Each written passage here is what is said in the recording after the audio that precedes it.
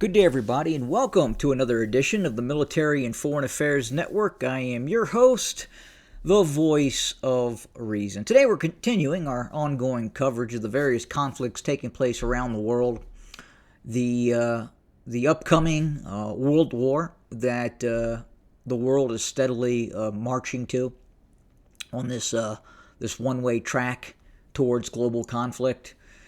Now, recently, it has been estimated that the Russians are preparing their defense budget out to 2027, in which they would be spending essentially anywhere from $120 to $140 billion per year. Now, remember, at the onset of war between the Russians and the Ukraine, the Russian defense budget was around 50 to 60 billion a year. So the Russian defense budget has essentially doubled.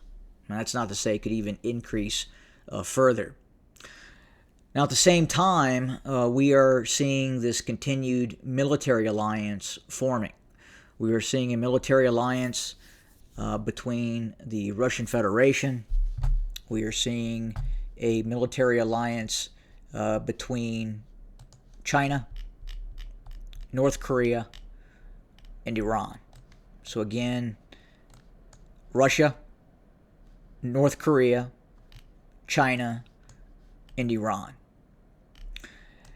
Now, the Ukrainian media seems to believe that the Russians are preparing that 2027 defense budget for conflict, for the war that is ongoing between Russia and the Ukraine and its NATO allies. Is that the case? Do the Russians actually believe that the NATO-Ukrainian war is going to last until 2027? I don't think so. I think it is highly probable that this conflict will be on the verge of ending towards the end of next year, if not sooner. Now, what I think the Russians are preparing for is a conflict that is going to go beyond the war between the Russian Federation, the North Atlantic Treaty Organization, and the Ukraine. The war is going to eventually expand. Now, here in the West, I don't think the average uninformed urbanite, the average person seeped in pop culture, that has no understanding of what is happening around the world. Well, if war were to occur, meaning a third world war, global war, in which we would see an alliance between China, Russia, North Korea, Iran, possibly Venezuela, and some other nation states, well, you would initially see two major moves by these Eastern powers. You would see them cut off the Straits of Hormuz. You would see them cut off access to Gulf oil. Secondly, you would also, at the same time, see an attack or an embargo on Taiwan. Now, what is in Taiwan that is so valuable that the United States is very interested in terms of what happens in this theater of operations? Well, it's the chip sector. So if you have a move by the Chinese and this Eastern alliance that would essentially cut off the Straits of Hormuz, the Persian Gulf, and at the same time cutting off the chip sector, these super high-quality microchips that are produced in Taiwan, what would happen? Well, you thought we had supply and demand issues now. You have no idea what would happen once global war starts. And that's, guys, that's where we're heading. We are absolutely heading in that direction. As we speak today, there are North Korean, or reportedly North Korean, troops operating with Russians in the area of operations inside of the Ukraine, or what used to be the Ukraine. So the Russians and the North Koreans have cemented this alliance, and we're seeing direct military assistance by the North Koreans assisting the Russians. And I think the North Koreans can do this because the South Koreans do not want a conflict. The South Koreans have become incredibly comfortable. They are an industrial power, and any war between South Korea and North Korea would destroy the South Korean economy, not to mention the city of Seoul itself. So the North Koreans really don't have anything to worry about, and that's what has happened once you finally develop a nuclear weapon. You establish deterrence and you establish détente in perpetuity. The South Koreans cannot make a move on the North Koreans because the North Koreans have nuclear weapons. So the North Koreans, prior to developing a nuclear weapon, probably would not be supporting the Russian Federation like they're doing now. So major concern.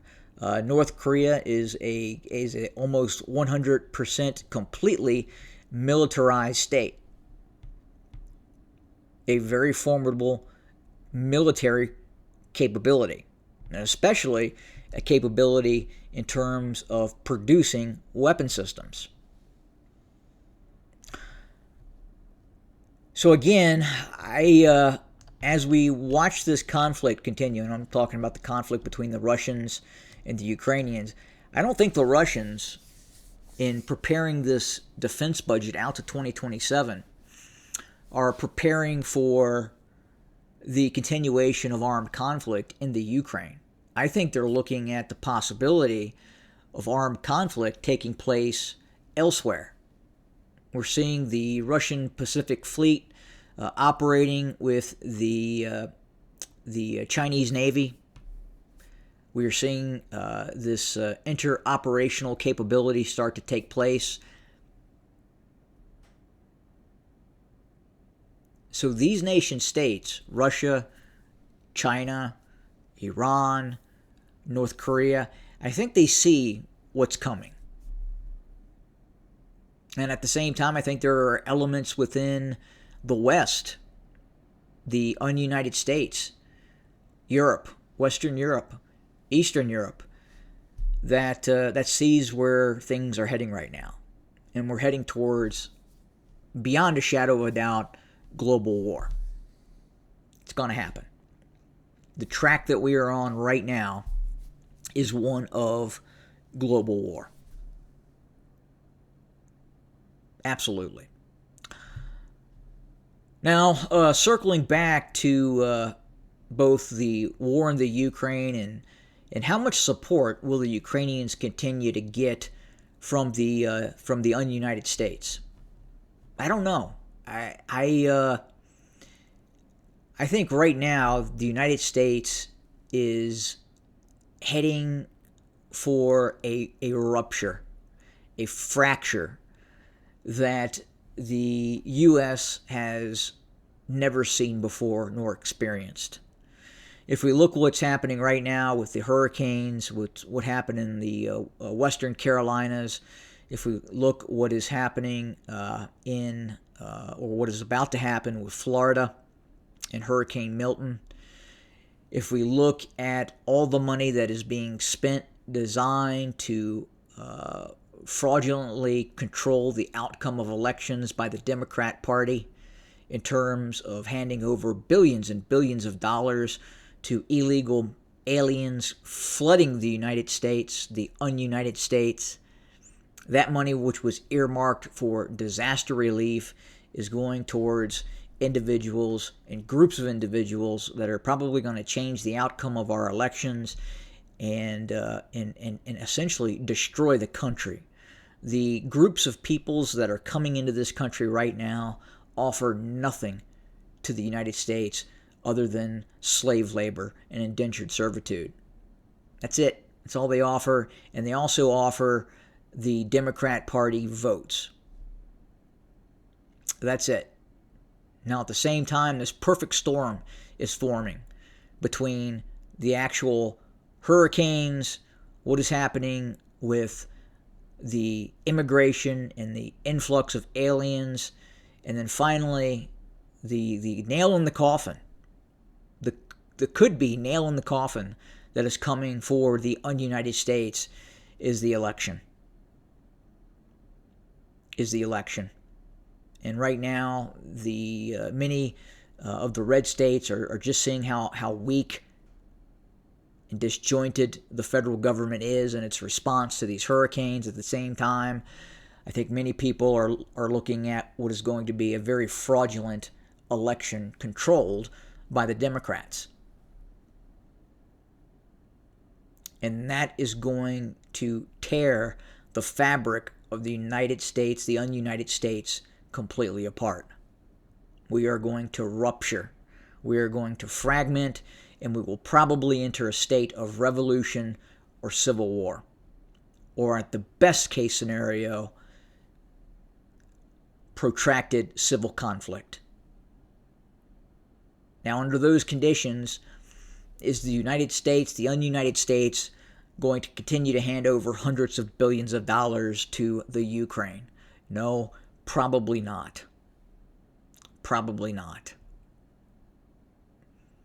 And at the same time, the decision to support the Ukraine was probably one of the most strategic blunders in the history of the United States.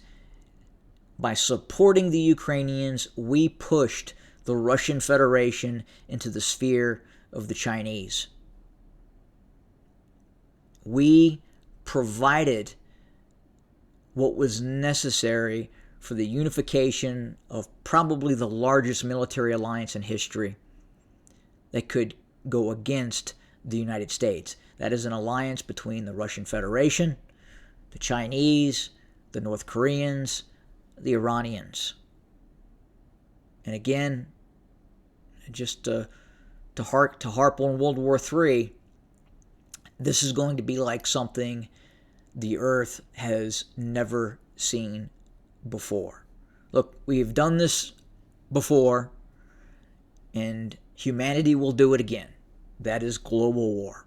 It is going to absolutely happen. Now, with that being said, the Russians have entered the center of the city of Torsk. Russian troops, Russian Spetsnaz are out now operating in this city. We are seeing envelopment operations continuing around this area. Not only that, we are seeing a buildup of Russian forces that are taking place just south of Orikhiv, a massing of Russian troops that will probably look to envelop Orikhiv and take control of the transportation hub of Orikhiv. At the same time, Russian troops are continuing to apply pressure on Pokrovsk, that major transportation and logistics hub as well. Look, the Russians are folding this up. Contrary to what you are seeing in the propagandized mainstream media, in which they are claiming that the Russians are dying in droves against the Ukrainians, that is not the case. The Russians are winning this conflict, and in all probability are going to win this conflict going into late next year. Right now, that's the plan. And the Russians obviously already have an additional plan for what happens next. And now, what is that going to look like? That's probably going to take a U-turn towards the east, towards Taiwan. And then what follows after that, again, the march towards global war. That's where we are indeed heading right now. Beyond a shadow of a doubt. Yeah, it's tough. It's tough to hear, but that is where we're heading. That is where we are heading. And look, I have children who are in the military. I have one of my children is deployed, and because of what's happening right now, can't even get a SIM card where he's deployed to. I'm not going to say where that is or even in the service, but that's the case because of supply issues. Yep. Tough time right now. Now, what we're seeing right now is nothing compared to what is going to happen between the fracture that is going to take place post-election, and that's going to be no matter who wins, who loses, the country is going to fracture. That compounding with what's happening with Mother Nature and the lack or the inability of a federal response in which monies are allocated towards illegal aliens and diversity, equity, and inclusion programs, and then obviously hundreds of billions of dollars to a nation state, to the most corrupt nation state in all of Eastern Europe, to try to prevent something that cannot be prevented in the long run. It just can't. It's not going to happen. So that's where we set for today. More to come. As always, thanks for joining us. Have a good day.